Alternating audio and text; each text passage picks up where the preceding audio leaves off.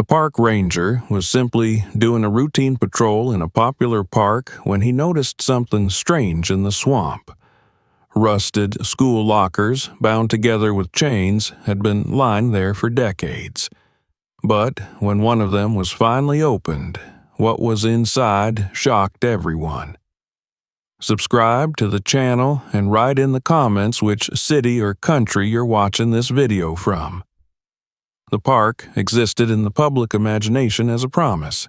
It was the kind of place printed on brochures and billboards, a carefully maintained vision of untouched nature offered to families, hikers, and school groups as proof that something pure still remained. Wooden boardwalks stretched over shallow water, their planks replaced regularly, their railings sanded smooth by decades of careful maintenance. Informational signs stood at polite intervals, explaining migratory birds, wetland plants, and the delicate balance between water and soil. Visitors took photographs beneath cypress trees draped in moss, convinced they were witnessing something ancient and serene, something that had always been this way. What most of them never understood was how much of the park had been shaped, corrected, and concealed.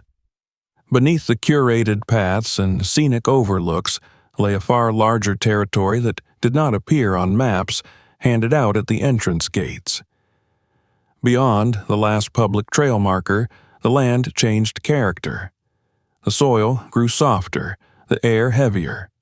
The carefully managed sounds of nature gave way to something more chaotic and unresolved. In those places, the park no longer performed for an audience. It simply existed.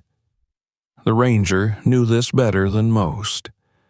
He had walked these boundaries for years, memorizing the subtle shifts in terrain that marked where responsibility outweighed spectacle. His name appeared on internal schedules and equipment logs, but among his colleagues he was known less for conversation than for consistency. He arrived early, left late, and treated each patrol as if it mattered in ways that could not be recorded in reports. For him, the park was not a symbol or an attraction.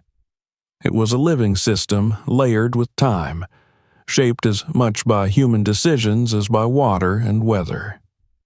He had chosen this profession deliberately. Long before he wore the uniform, he had understood that land carried memory. He had grown up hearing stories of places erased, neighborhoods cut apart by highways, communities displaced and then forgotten because the earth itself offered no testimony. Working as a ranger gave him a sense of guardianship that went beyond enforcing rules or guiding visitors. It allowed him to stand watch over ground that could not speak for itself. The popular sections of the park were predictable.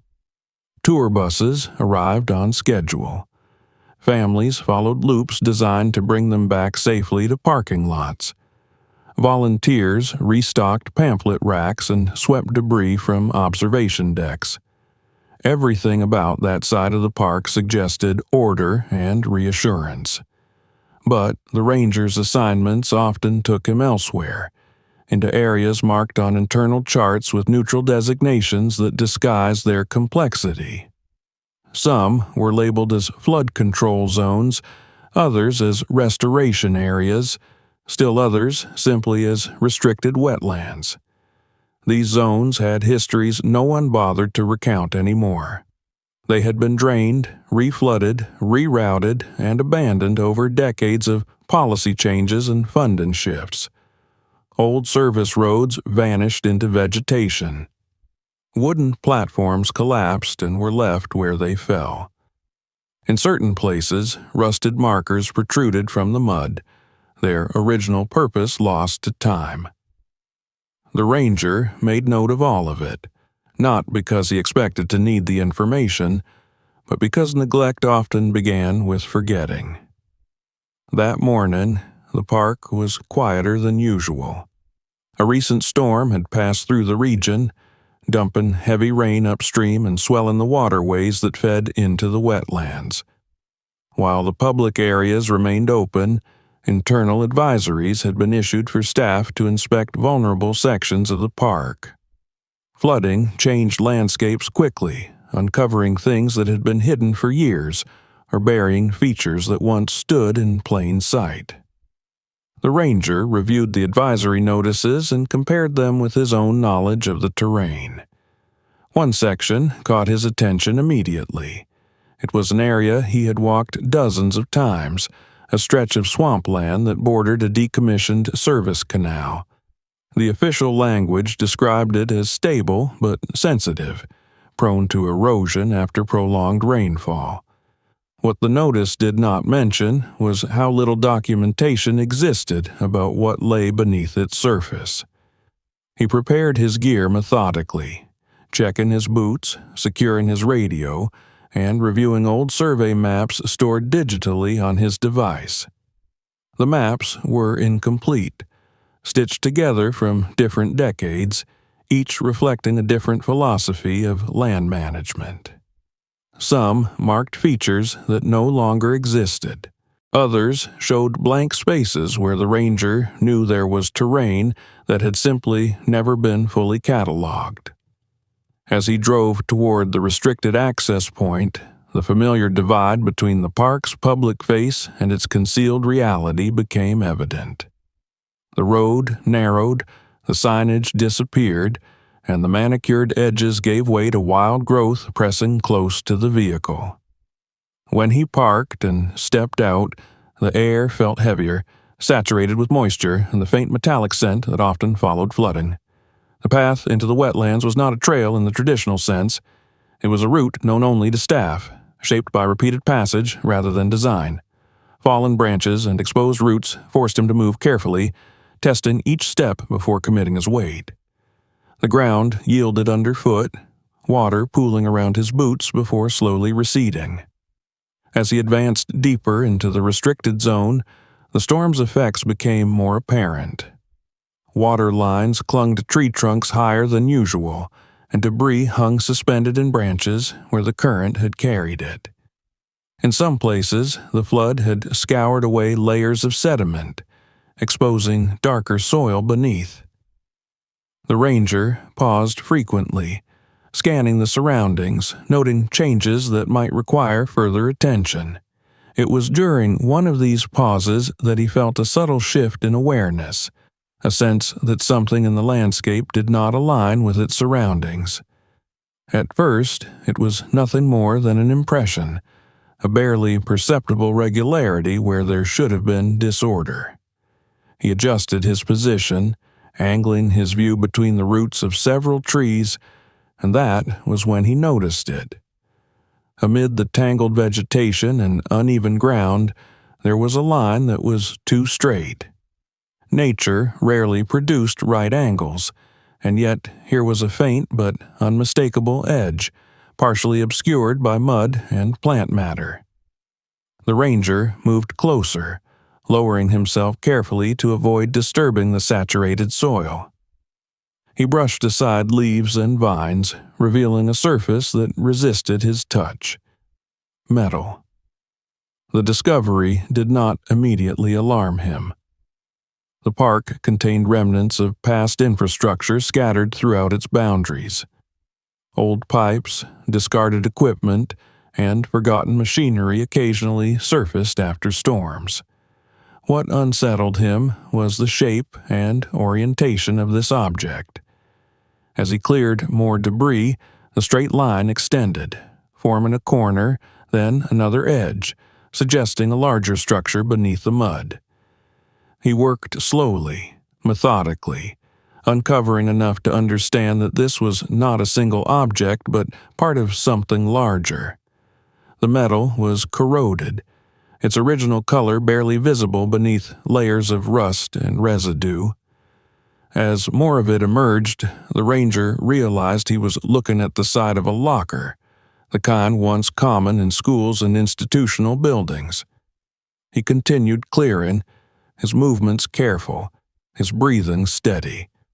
One locker became 2, then 3, all aligned in a row. They were pressed tightly together, their sides touching, as if assembled deliberately. His attention shifted to the seams between them where thick chains threaded through handles and vents, binding the units into a single mass. The locks were still in place. That detail changed everything. Discarded lockers would not have been chained shut. The effort required to secure them in this way suggested intent, not convenience. The ranger straightened slightly, surveying the area with renewed focus. The lockers extended beyond what he had uncovered, disappearing beneath roots and sediment, their length impossible to determine without excavation. He felt a growing unease, not born of fear but of recognition. This was not an accident of dumping or erosion. Someone had brought these lockers here, chained them, and left them to sink into the swamp. The location was not random. It was remote, inaccessible, and subject to flooding that would quickly conceal anything placed within it. He stood in silence for a long moment, listening to the distant sounds of the wetlands. Birds moved through the canopy. Insects droned steadily. The park, in its indifference, offered no reaction to the discovery. For the ranger, however, the patrol had already changed in character. What began as a routine inspection had become something else entirely. He documented the find carefully, capturing images from multiple angles and recording coordinates. His report would need to be precise, unemotional, grounded in observable facts. Yet, even as he performed these tasks, his thoughts moved ahead, considering what might be hidden behind those locked metal doors and why no record of them existed. As he turned back toward the path, preparing to report the discovery, the ranger glanced once more at the lockers, half buried and silent. The park had kept it secret for decades, presenting visitors with tranquility while concealing something darker beneath the surface. The storm had disturbed that balance, exposing a fragment of the past that refused to remain hidden. He did not yet know what the lockers contained. He only knew that the land had revealed them deliberately, as if deciding that enough time had passed. And, as he made his way back through the wetlands, the ranger carried with him the certainty that the park everyone believed was safe had always been holding something it was never meant to keep. The ranger did not return to the wetlands alone. That decision, made quietly as he filed his initial report, marked the first shift in how the park itself began to respond to what had been uncovered. The discovery of the lockers was no longer an isolated observation recorded in a patrol log. It had become an irregularity that demanded verification, context, and caution. Yet, before any supervisors or specialists could be dispatched, protocol required a second inspection. The storm had altered the terrain, and it was possible, however unlikely, that the initial impression had been incomplete. Early the next morning, before visitors arrived and before the heat began to rise from the saturated ground, the ranger returned to the restricted zone. The park, at that hour, felt suspended between states, not yet awakened to its public role, still lingering in the private rhythms of the night. Mist hovered low over the water, clinging to reeds and cypress knees, softening the edges of everything it touched.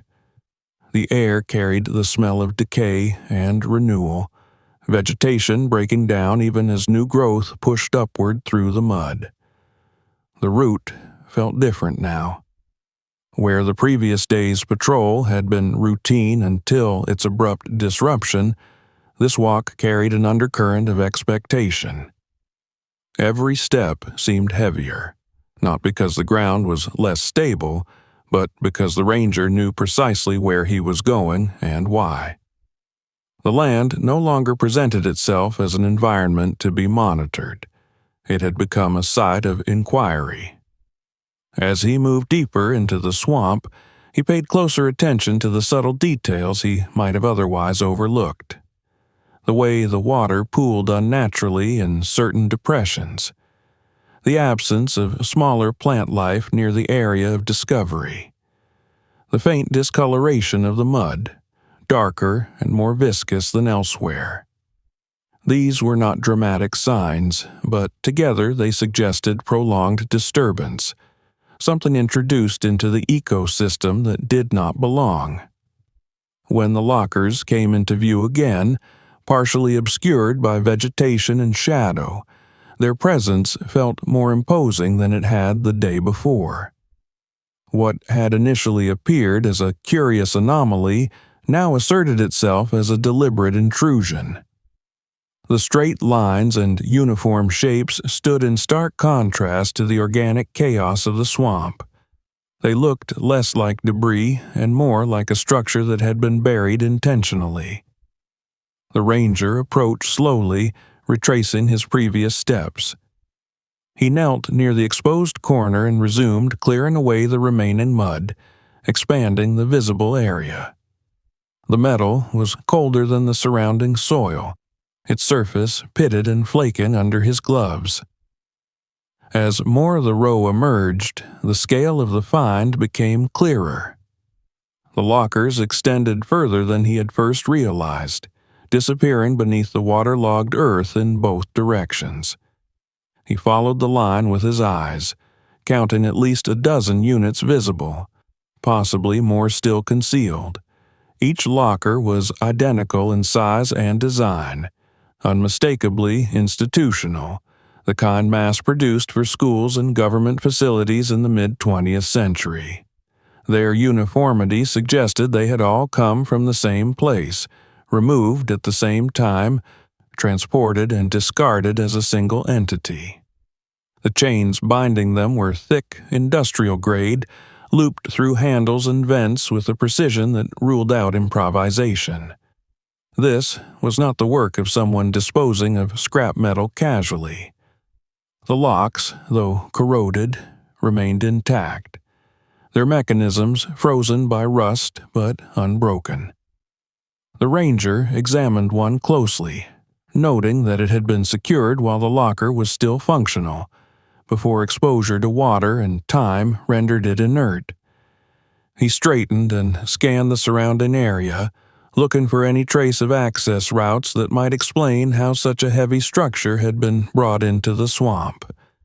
There were no visible tracks, no remnants of roads or platforms, but decades of flooding and regrowth could easily erase such evidence. The absence of obvious paths did not mean they had never existed. As he moved around the perimeter of the discovery, another detail emerged. The lockers were not simply resting on the surface beneath the mud. They appeared to have sunk into a shallow trench, the ground around them subtly contoured as if it had been disturbed and then allowed to settle. This suggested that the placement had been intentional, planned with enough foresight to ensure the structure would remain submerged. The ranger felt a tightening in his chest, not from fear, but from the weight of implication. The park's restricted zones had always been places where the boundaries between natural preservation and human interference blurred. But this crossed a different line. This was not infrastructure left behind after a failed project. It was concealment. He documented everything meticulously, expanding his photographic record and updating his notes with new observations. Coordinates were confirmed, measurements estimated, conditions described in neutral language. Still, the facts themselves carried a gravity that could not be softened by professionalism. When he finally stepped back from the site, the ranger lingered, allowing himself a moment to consider the broader context. The park had been established long after these lockers were likely deposited, its boundaries drawn, its mission defined, without full knowledge of what lay beneath its wetlands. Generations of visitors had walked its trails, unaware that something sealed and silent rested just beyond their reach. As he prepared to leave the area again, the ranger noticed something else that unsettled him further.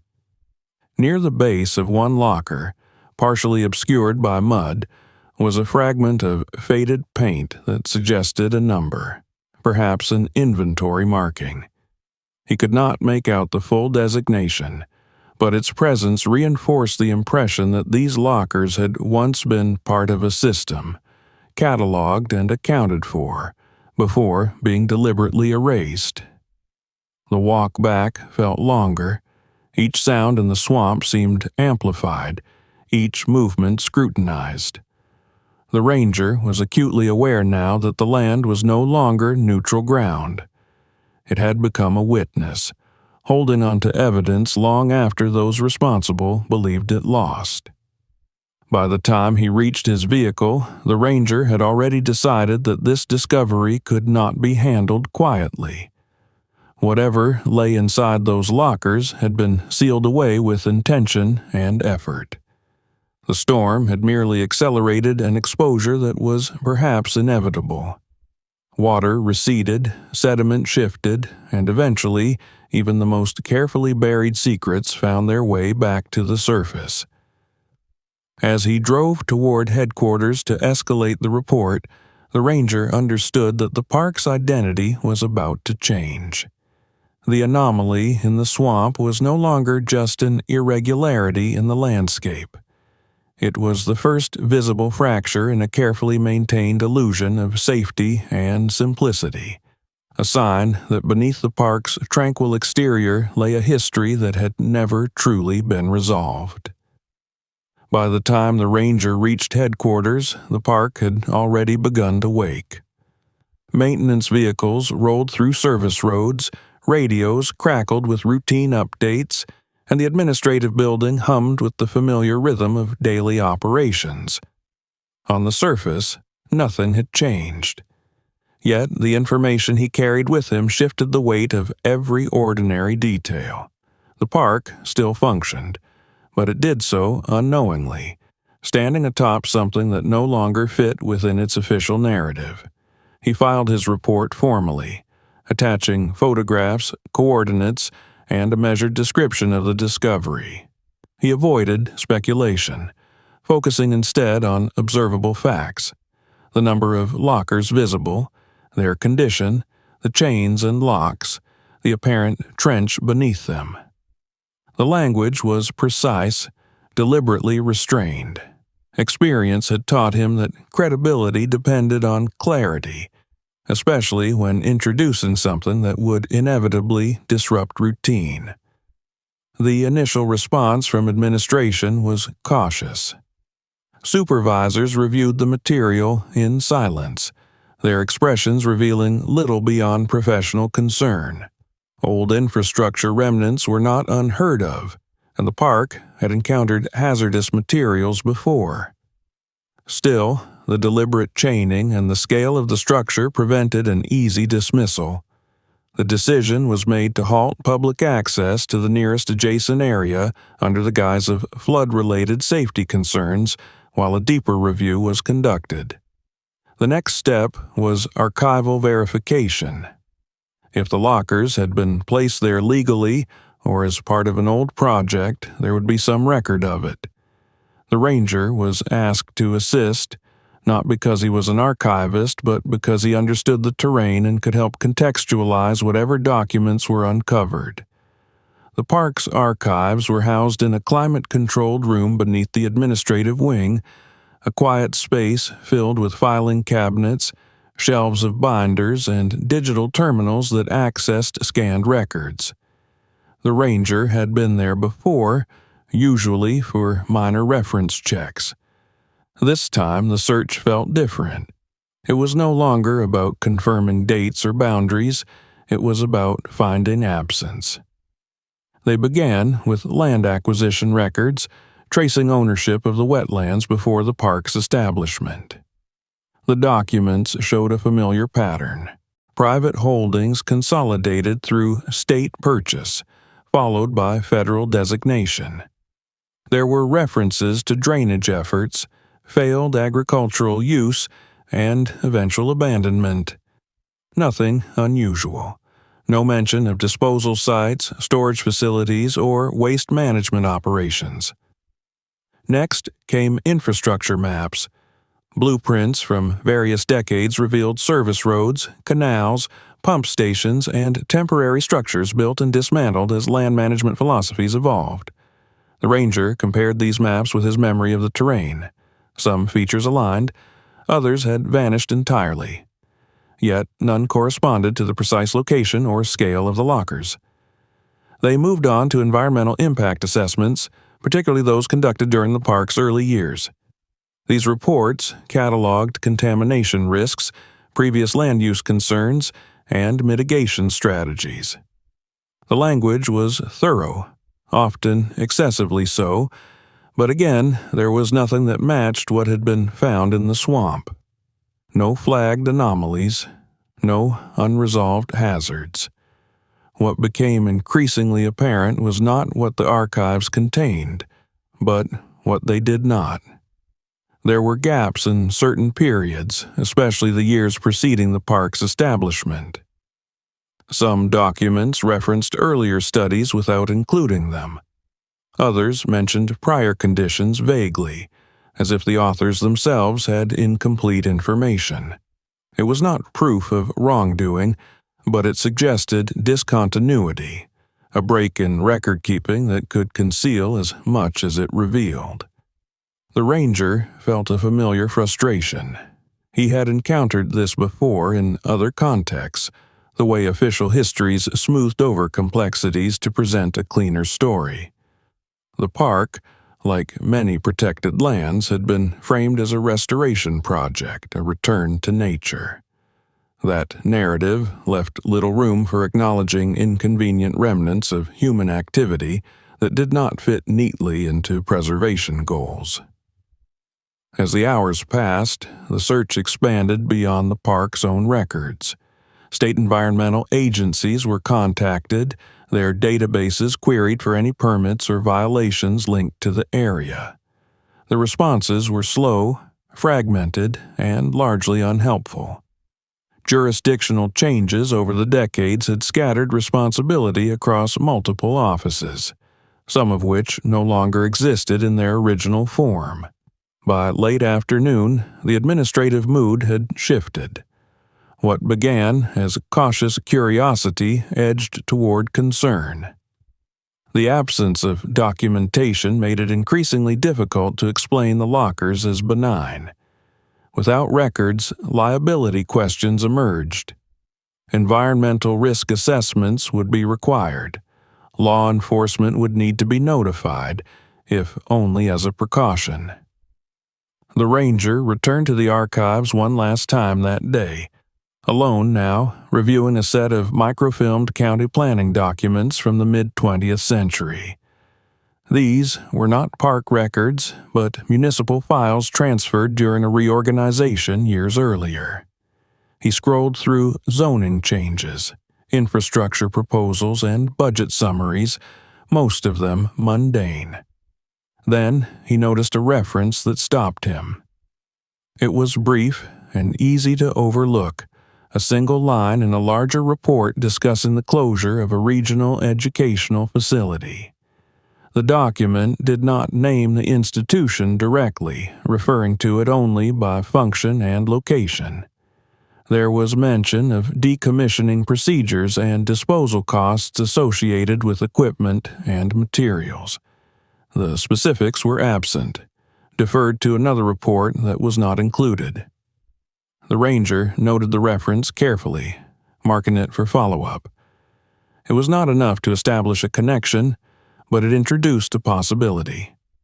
Educational facilities often used lockers, large quantities of them, and closures, especially abrupt ones, generated logistical challenges that were not always handled transparently. The following morning, specialists arrived at the park. Environmental consultants, law enforcement representatives, and a hazardous materials assessment team convened to review the situation. The ranger accompanied them to the site, retracing his route through the restricted wetlands. The swamp greeted the group with the same indifferent calm, its surface reflecting the sky, concealing its depths. The consultants examined the lockers with practiced detachment, noting corrosion patterns and possible leakage points. The law enforcement officers focused on the chains and locks, photographing them, discussing methods of securing and transporting such a structure. No one speculated aloud about the contents. It was too early, and the implications too serious. The ranger stood slightly apart, observing. He watched how each professional interpreted the same object through a different lens. To the consultants, it was a contamination risk. To law enforcement, a potential crime scene. To him, it was something else entirely, a fragment of history that had surfaced without context demanding to be understood. As preparations began for a controlled extraction, the ranger felt a growing sense of inevitability. The lockers would be opened. Whatever lay inside would be cataloged, analyzed, and reported. The park's tranquil image would fracture, replaced by questions that could not be easily answered. The archives had failed to provide clarity. Instead, they had confirmed something more unsettling. The lockers did not belong to the park's documented past. They existed outside its official memory, placed there before preservation, before oversight, before accountability. They were not an oversight in record-keeping, they were an erasure. As the team finalized plans to bring the structure out of the swamp, the ranger looked once more at the sealed doors. The metal bore the marks of time, but the intent behind its placement remained intact. Whoever had put the lockers there had counted on silence, on water and mud to do what paperwork could not. They had trusted that no one would think to look. That trust, he realized, had been misplaced.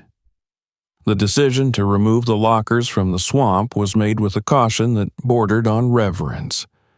What had begun as an irregularity had hardened into a certainty that whatever lay sealed behind the corroded metal did not belong to the land and had never been meant to be found again. Plans were drawn carefully, measured against environmental protocols and legal obligations, weighed for risk and consequence. The ranger watched this process unfold with a patience shaped by years of waiting on weather, on seasons, on the slow compliance of terrain.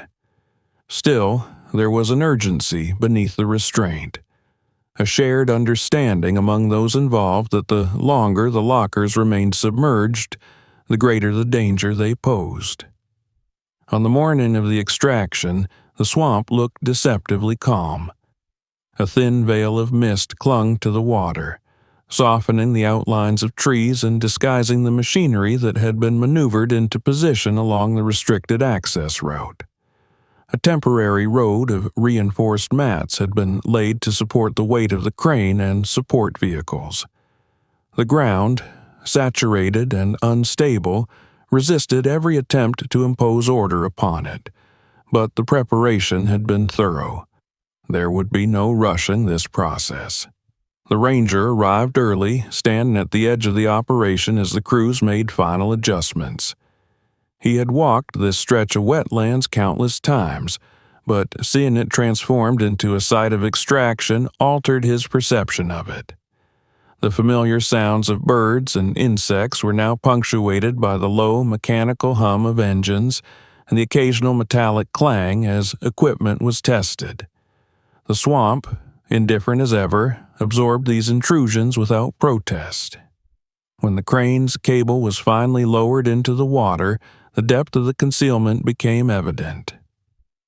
Divers had worked the previous day to secure the harness around the lockers, their reports describing resistance not just from weight, but from the suction of mud that had claimed the metal over decades. The lockers had not merely been placed there. They had been surrendered to the swamp, allowed to settle and be claimed as part of its hidden strata. The lift began slowly. The crane strained, its cable tightening as the machinery applied steady force. For a long moment, nothing seemed to happen. Then the surface of the water trembled, ripples spreading outward in concentric circles. Mud churned, releasing bubbles that carried the sharp, unmistakable odor of decay. The ranger felt it catch in the back of his throat, a reminder that what lay beneath was no longer inert. Gradually, the lockers began to rise. The first visible sections broke the surface reluctantly, metal emerging coated in black silt that slid away in thick sheets. Water poured from seams and vents, cascading back into the swamp as if the structure itself were bleeding the land that had held it. The chains binding the lockers clinked softly against one another, a sound that seemed impossibly delicate given their mass. As more of the structure emerged, the scale of it became undeniable. What had appeared as a partial row was now revealed as a continuous wall of lockers, far longer than initially estimated. The crane adjusted its angle, compensating for the uneven distribution of weight as the submerged end resisted release. The tension in the cable was visible, a taut line connecting past and present. When the last section finally broke free, there was a collective stillness. The lockers hung suspended above the water, dripping and glistening in the pale light. Dark fluid seeped from vents and corroded seams, staining the ground where it fell. Environmental officers moved quickly to contain the runoff, deploying absorbent barriers and monitoring equipment. The smell intensified, sharp and chemical, cutting through the damp air. The structure was lowered onto a prepared platform, its full length now visible. The ranger walked its perimeter slowly, noting details that had been impossible to see before. Faded paint, once institutional green, flaked away to reveal bare metal beneath. Numbers and letters, once crisp, now ghosted the surfaces, barely legible but persistent. These lockers had belonged somewhere. They had been part of an ordered environment, cataloged and assigned. The decision to open one was not taken lightly. Protective gear was distributed, protocols reviewed.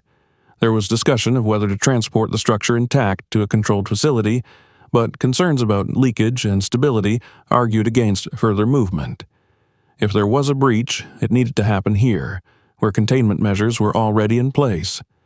The ranger stood with the others as the chosen locker was identified. It was one near the center of the row, its lock heavily corroded but still firmly in place. A deputy approached with bolt cutters, testing the metal experimentally before committing. The first attempt barely nicked the rusted shackle. The second produced a sharp crack as the weakened metal finally gave way. The sound echoed strangely across the swamp, louder than it should have been, as if the land itself registered the violation.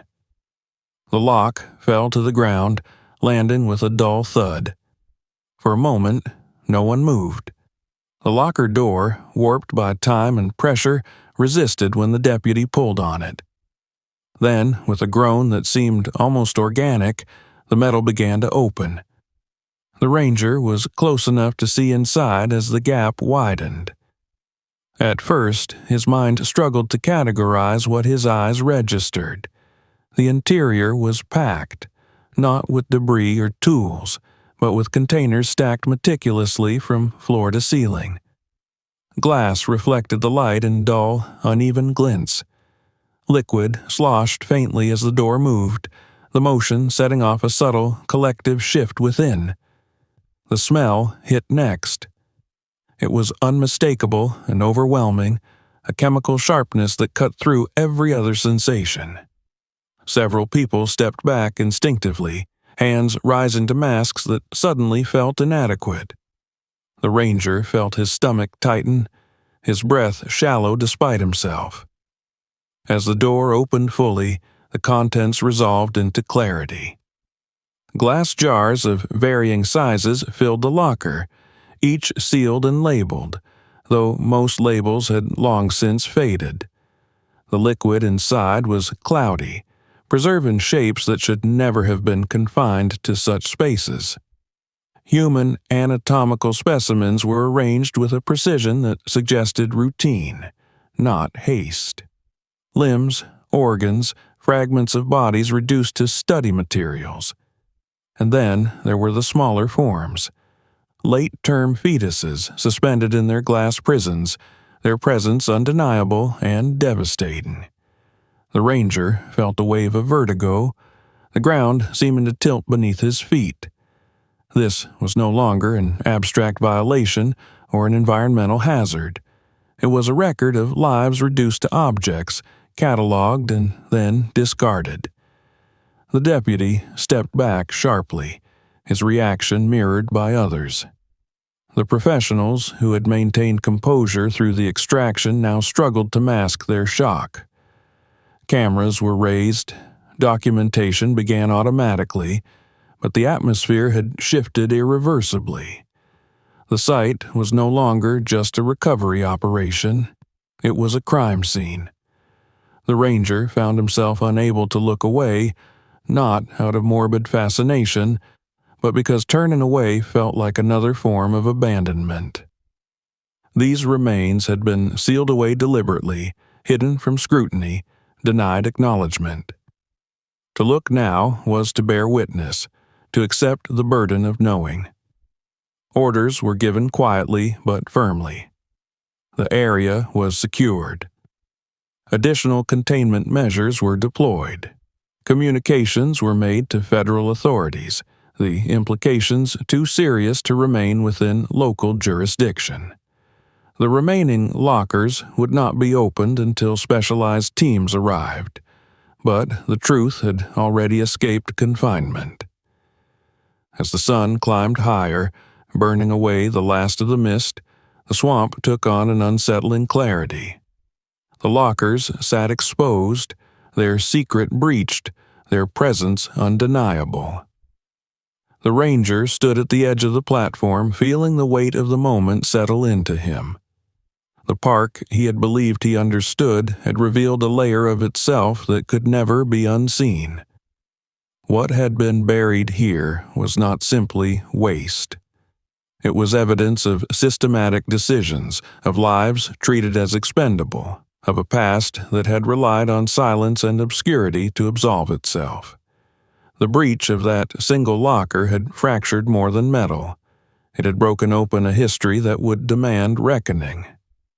As federal agents began to arrive and the operation shifted into a new phase, the ranger knew that the lift had been only the beginning. The first breach had answered one question while raising countless others. And now that the lockers had been brought into the light, there would be no returning them to the dark. The hours following the first breach unfolded with a strange combination of urgency and restraint. Nothing moved quickly, yet everything felt accelerated by the gravity of what had been revealed.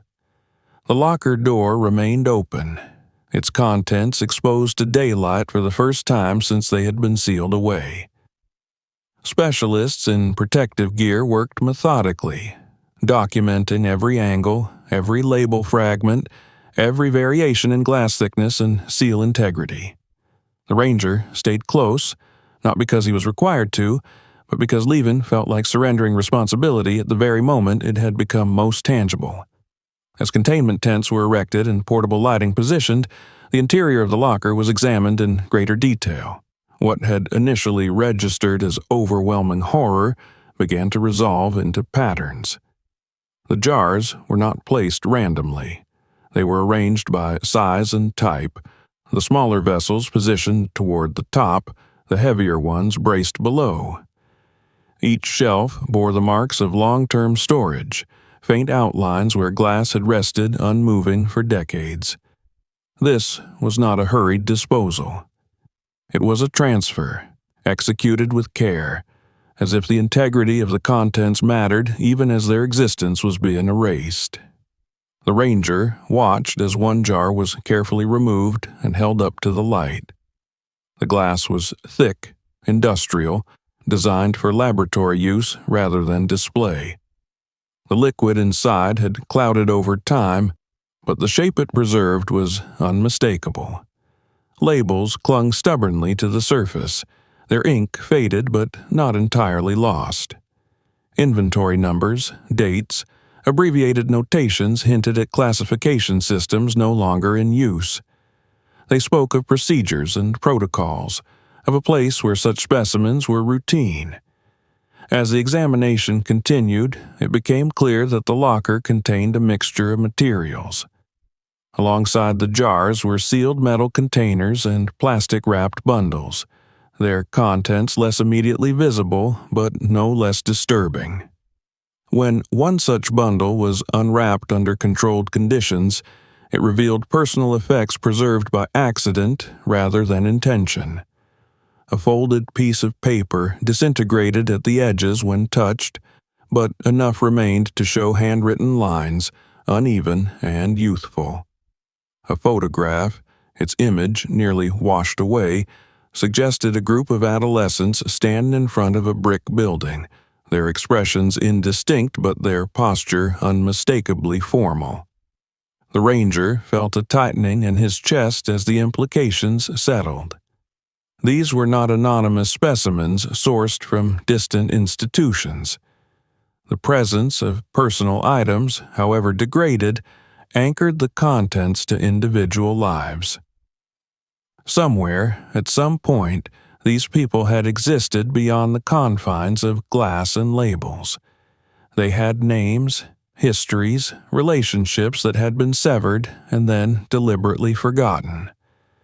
Additional lockers were not opened immediately, but preliminary scans using non-invasive equipment confirmed that the contents were consistent across the structure.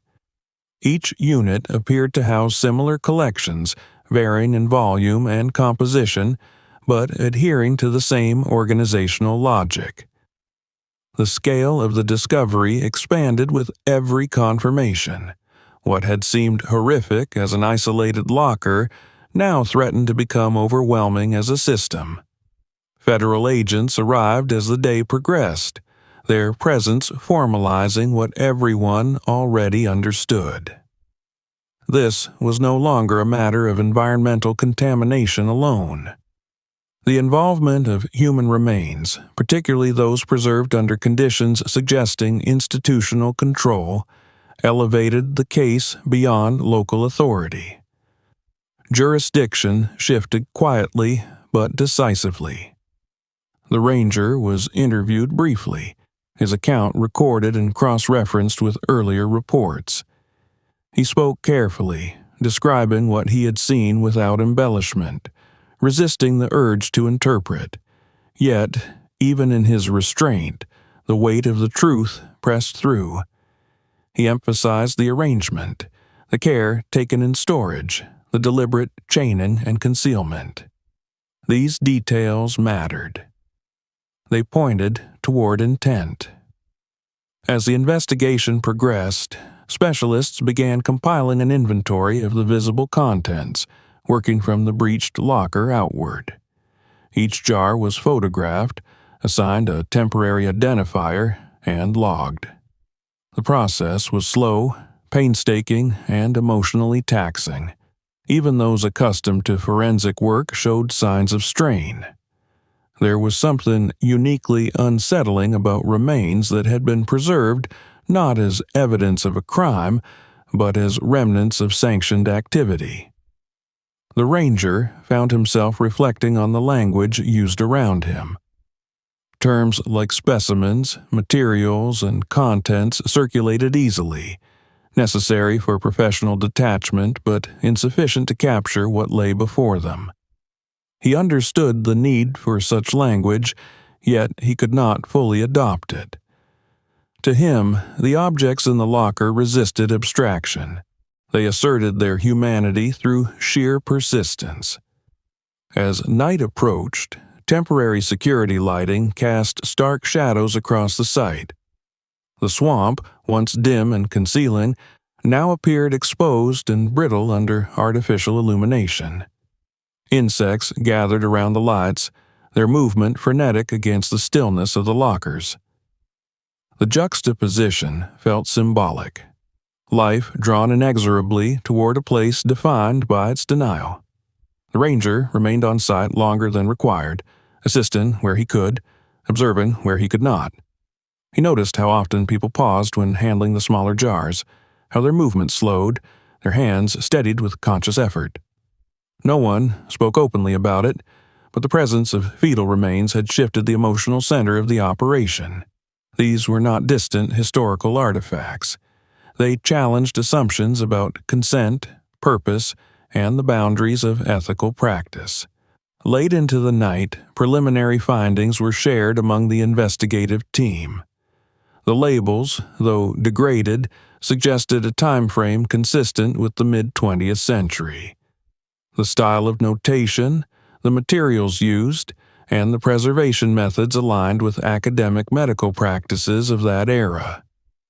This reinforced the emerging hypothesis that the lockers originated from a defunct educational or research institution.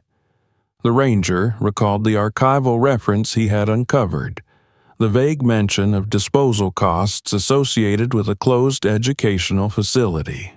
At the time, it had been an intriguing but inconclusive detail. Now it felt like a thread begging to be followed. The idea that an institution might have chosen concealment over proper disposition no longer seemed far-fetched. It seemed disturbingly efficient. As the site was secured for the night, the ranger took one last walk along the length of the lockers. He counted them again, this time with a clearer understanding of what each represented. Dozens of metal doors, each concealing a chapter of a story that had been deliberately fragmented and submerged. The swamp had done what it was asked to do, absorbing the weight and the secrecy, holding everything in suspension. He stopped near the breached locker, looking once more at the exposed interior. The jars reflected his image faintly, distorting it through layers of glass and liquid. For a moment, he felt as if he were looking into a mirror that showed not his face, but his responsibility. The park had been entrusted to him and others like him to protect and preserve. Yet, protection, he now understood, could not be limited to landscapes and wildlife. It extended to truths that had been buried beneath them. When he finally left the site, escorted back through the darkened wetlands, the ranger carried with him a profound sense of obligation. The contents of the lockers could no longer be treated as refuse or relics. They demanded recognition, investigation, and, ultimately, dignity. What should never have been buried had been brought into the light, and with that exposure came a reckoning that could not be avoided. The breach had opened more than metal doors. It had opened a passage into a past structured by authority and silence, a past that now pressed insistently against the present. And, as the investigation moved forward, the ranger knew that the hardest truths were still waiting, sealed not in glass, but in the systems that had allowed such a burial to occur at all. The investigation moved forward with a momentum that felt both relentless and restrained, as though the truth itself were advancing carefully, aware of the damage it could cause if released too quickly. What had been recovered from the swamp could no longer be viewed in isolation. The contents of the lockers demanded context, a point of origin, a chain of decisions that explained how such materials came to be preserved, cataloged, and ultimately abandoned beneath layers of water and mud. Federal investigators began reconstructing the past not through memory, which had failed, but through fragments. The ranger watched as the process unfolded, aware that history was being assembled in reverse, starting with what had been hidden and working backward toward the moment it was first set in motion. The jars, the labels, the notation styles all pointed toward a specific era, one in which institutional authority operated with minimal oversight and ethical boundaries were often defined by convenience rather than accountability. Records from regional medical schools and affiliated institutions were requested, many of them stored in off-site facilities or archived in formats no longer in common use. What emerged slowly was the outline of a school that no longer existed, an institution that had once stood less than 20 miles from the park's current boundaries. Officially, it had been described as a combined educational and corrective facility, a place designed to provide instruction and rehabilitation to troubled youth. Its name appeared briefly in mid-century directories, then vanished entirely after its closure in the early 1970s. The Ranger learned that the school had operated under a dual mandate. On paper, it was an academic institution offering vocational training and remedial education. In practice, it functioned as an intake center for adolescents deemed undesirable or unmanageable by other systems. Many of the students had been transferred there through court orders, social services placements, or parental consent obtained under pressure. Demographically, the population was heavily skewed toward marginalized communities, a detail that appeared nowhere in the official mission statements but became undeniable when enrollment records were cross-referenced with census data. Medical oversight had been framed as a benefit. Students received regular examinations, psychological evaluations, and ongoing monitoring. These services were cited in funding requests as evidence of progressive care. Yet, the documentation recovered by investigators told a different story. The medical records found within the lockers matched ledger entries from the school's infirmary, records that had been thought destroyed. They detailed procedures that went far beyond standard care, experiments conducted under the guise of observation, data collected without meaningful consent. The Ranger felt a tightening in his chest as the scope of it became clear. The school had existed in a time when regulatory frameworks were weak and ethical review boards either non-existent or easily circumvented.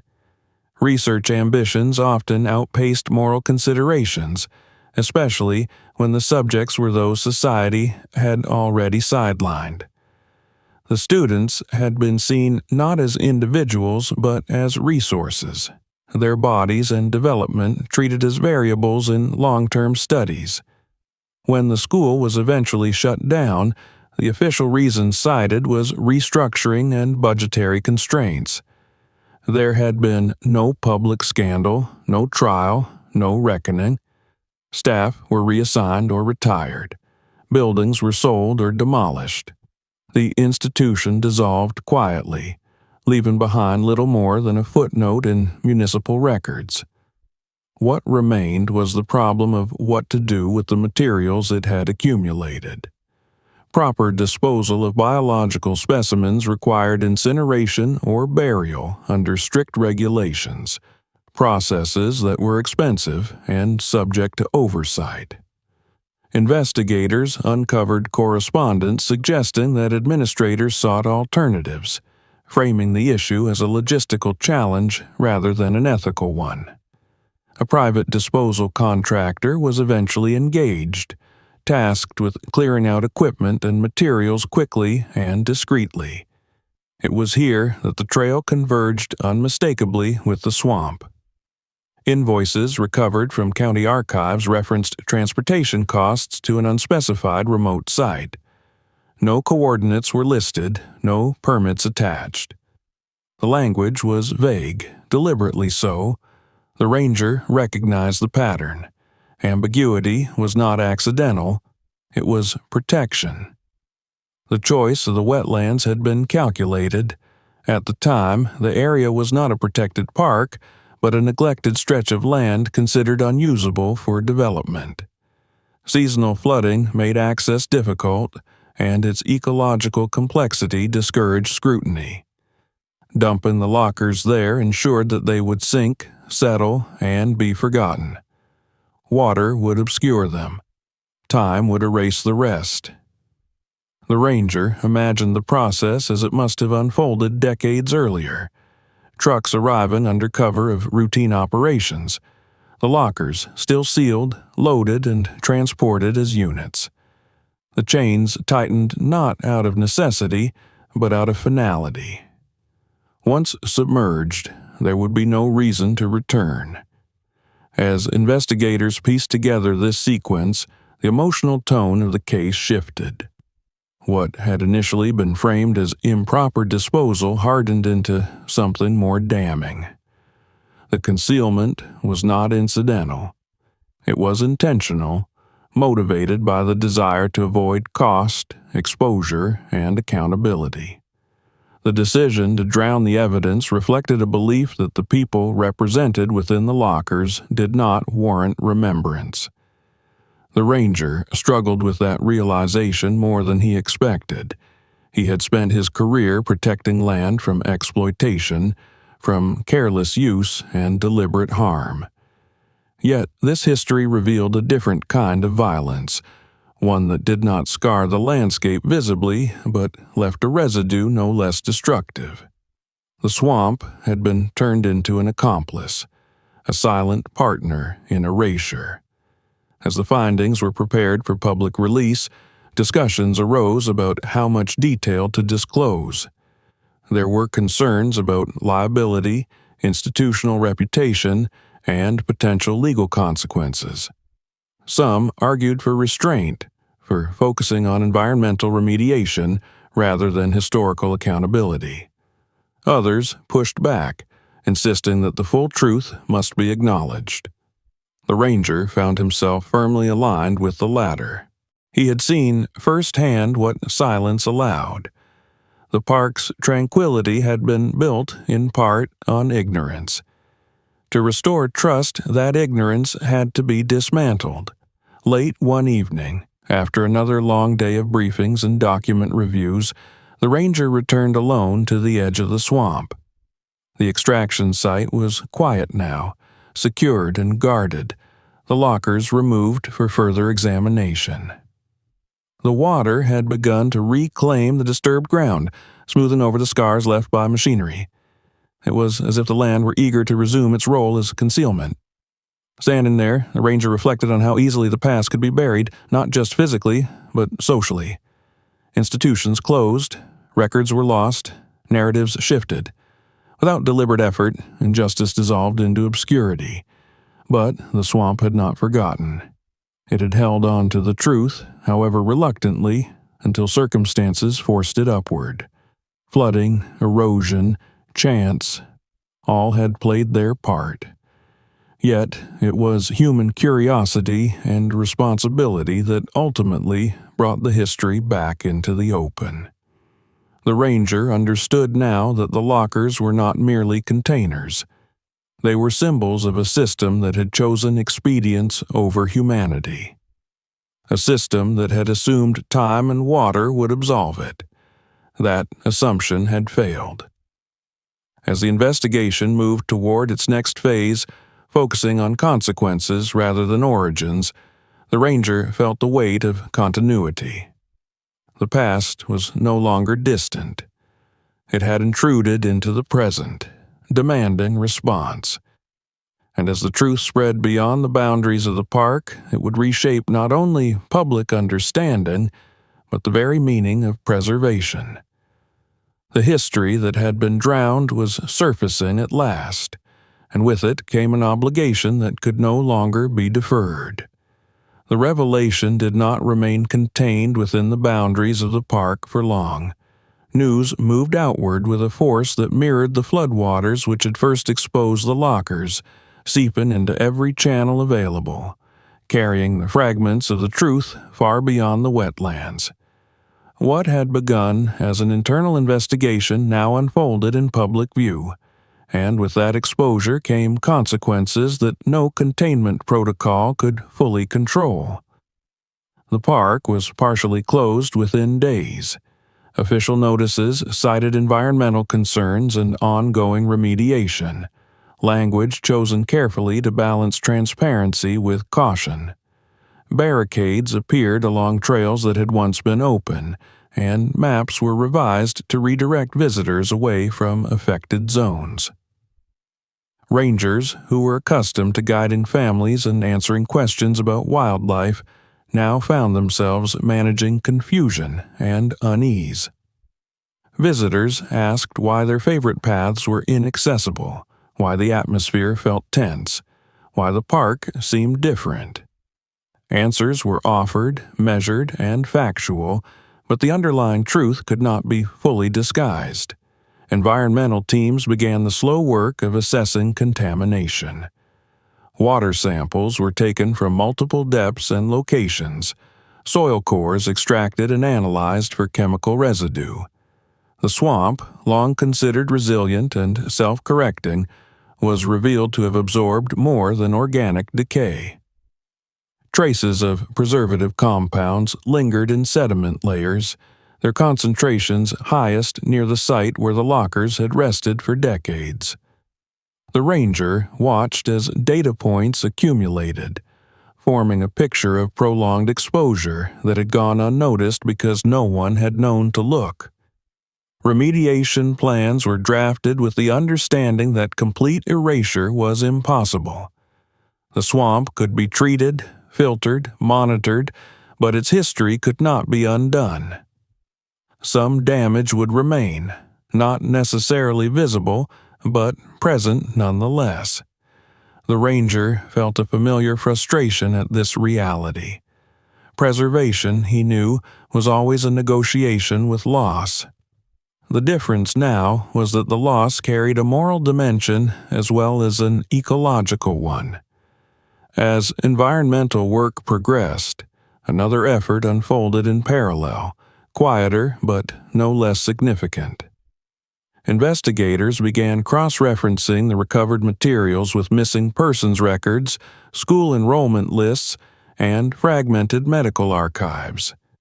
Names surfaced slowly, often tentatively, as partial matches and circumstantial connections. For each potential identification, there was a family somewhere who had lived with unanswered questions for decades. The ranger was not directly involved in this process, yet he felt its weight keenly.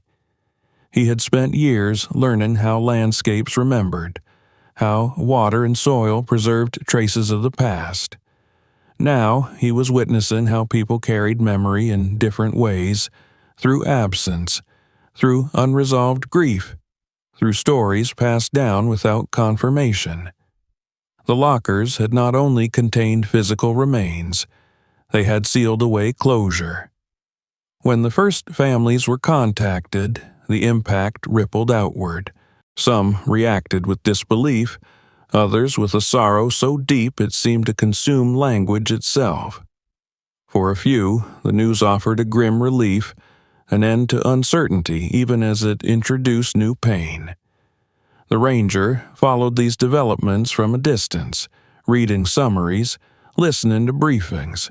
Each update reinforced his understanding that the consequences of the discovery extended far beyond the park's borders. Public response intensified as details emerged. Media coverage oscillated between outrage and solemn reflection. The park, once celebrated as a refuge, became a focal point for discussions about historical injustice, institutional neglect, and the ethics of preservation. Commentators debated responsibility, asking how such a history could remain hidden for so long, how many similar sites might exist elsewhere, concealed beneath narratives of progress and restoration. Within the park administration, tensions surfaced. Some officials worried about reputational damage, about funding, about the long-term implications of being associated with such a discovery. Others argued that the park's role as a steward of land now included stewardship of truth. The ranger aligned himself quietly with the latter view. He had never believed that preservation was about aesthetics alone.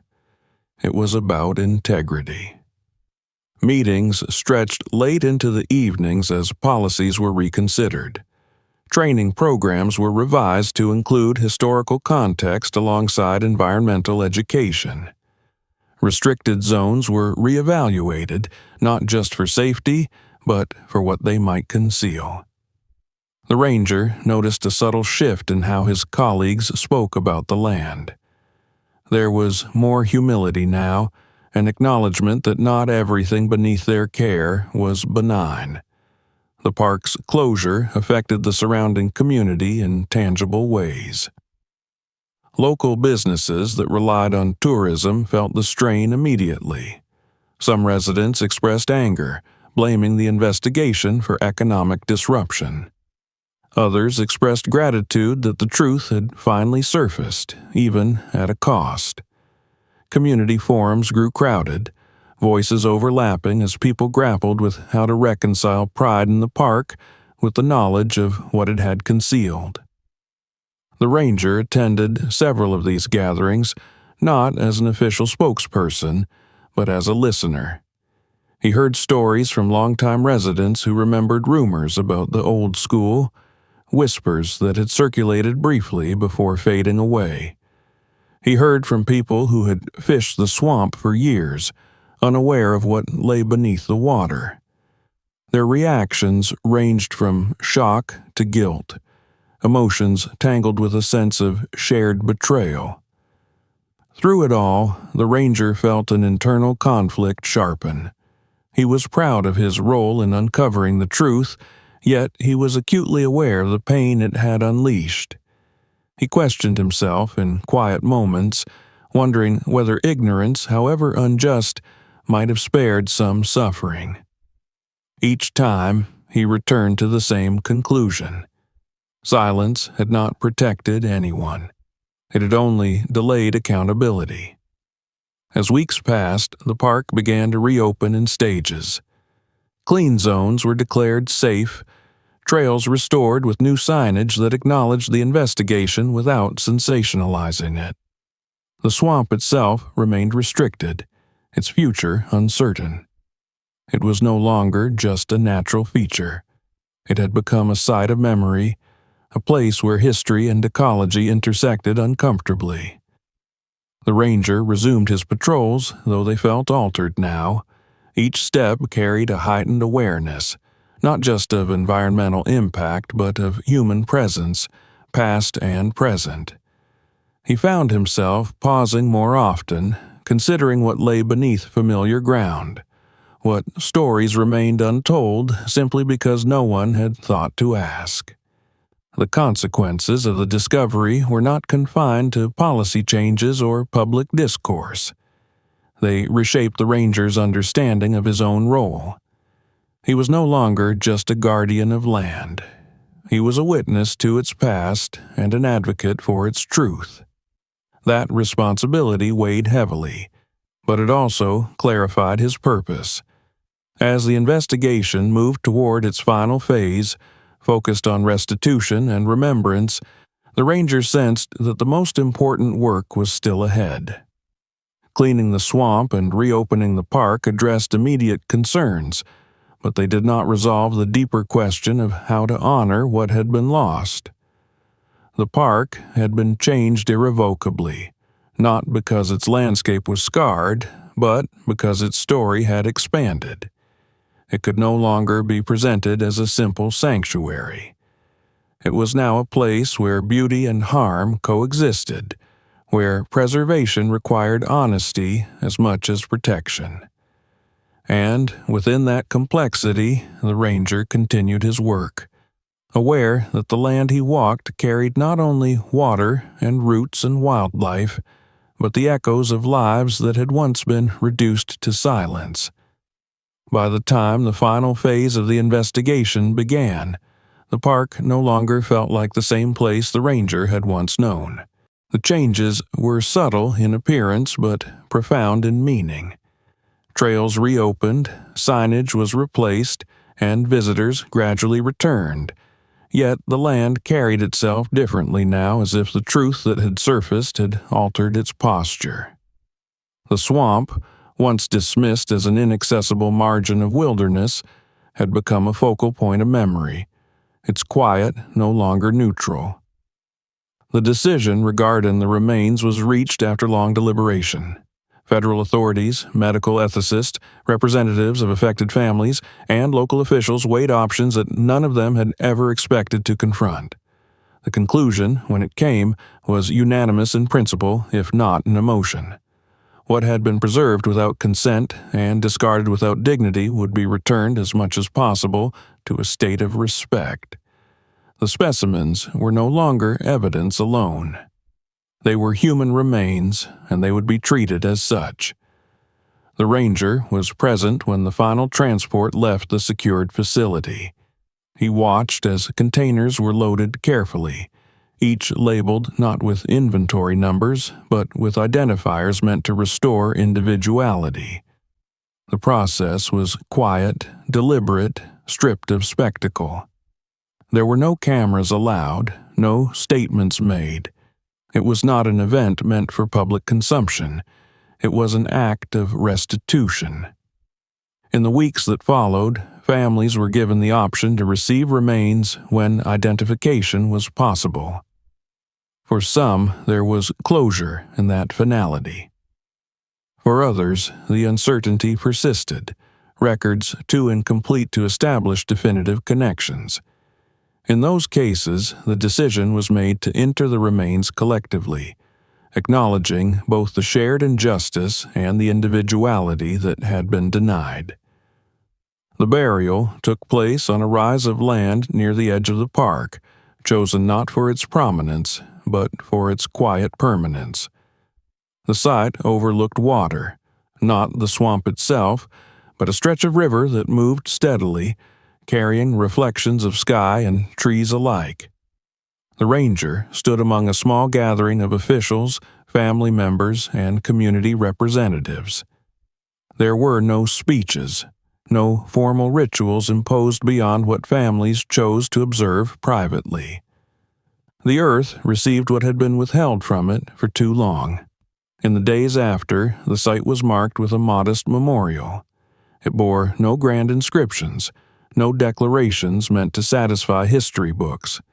Instead, it listed dates, a brief acknowledgement of lives lost, and a simple statement affirming remembrance.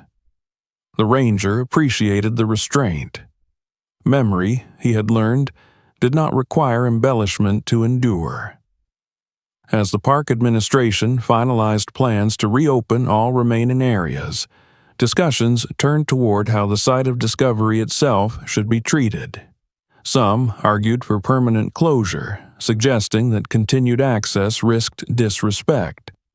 Others believed that concealment, even now, would echo the original act of erasure. The compromise reflected a new philosophy.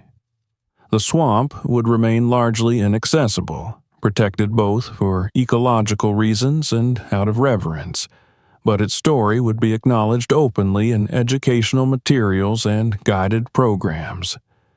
The ranger was tasked with helping to develop those materials. He approached the responsibility with care, insisting that the narrative remain grounded in fact rather than sensationalism. The park's story, he believed, should not be reduced to its darkest chapter, but neither should that chapter be softened. Visitors would learn that preservation included confronting uncomfortable histories, that nature and humanity were entwined in ways that could not be separated neatly. Returning to his patrols, the ranger felt the rhythm of his work settle into something steadier. The intensity of the investigation had faded, replaced by a quieter vigilance. Yet he remained aware that his relationship with the land had changed irrevocably. Every step through the wetlands now carried an added dimension, a recognition that the ground beneath him held layers of meaning beyond soil and water. One afternoon, months after the lockers had been removed, he found himself walking the perimeter of the former extraction site. Vegetation had begun to reclaim the disturbed earth. New growth pushed through where machinery had scarred the surface. The swamp, resilient as ever, was healing in its own way. Yet the ranger knew that healing did not mean forgetting. He paused at the water's edge, listening to the familiar sounds that had once defined the place for him. Birds called, insects moved through the reeds, and the water reflected the sky with deceptive calm. It would be easy, he thought, to believe that nothing extraordinary had ever happened here. That was the danger. The land remembered, even when people chose not to. It held on to what it was given, preserving it until conditions changed and the truth could no longer be contained. The ranger understood now that his role extended beyond enforcement and maintenance. He was a caretaker of memory as much as territory. As he turned back toward the path, the ranger felt neither pride nor sorrow, but a steady resolve. The park would continue to welcome visitors, to offer beauty and refuge. But beneath that surface would remain an honest acknowledgement of its past, a recognition that preservation without truth was incomplete. The lockers were gone. The remains had been laid to rest. The investigation had reached its conclusion. Yet the story did not end there. It lived on in the land, in the memorial, in the changed understanding of those who worked within the park's boundaries. And as the ranger resumed his quiet patrol, he carried with him the knowledge that some places do not simply exist. They remember. If this story made you stop and think, don't let it end here. Subscribe to the channel to see what other truths history tried to hide, and watch the next videos to uncover stories that were never meant to be found. Share this video with someone who needs to see it, because some stories only matter if they are remembered.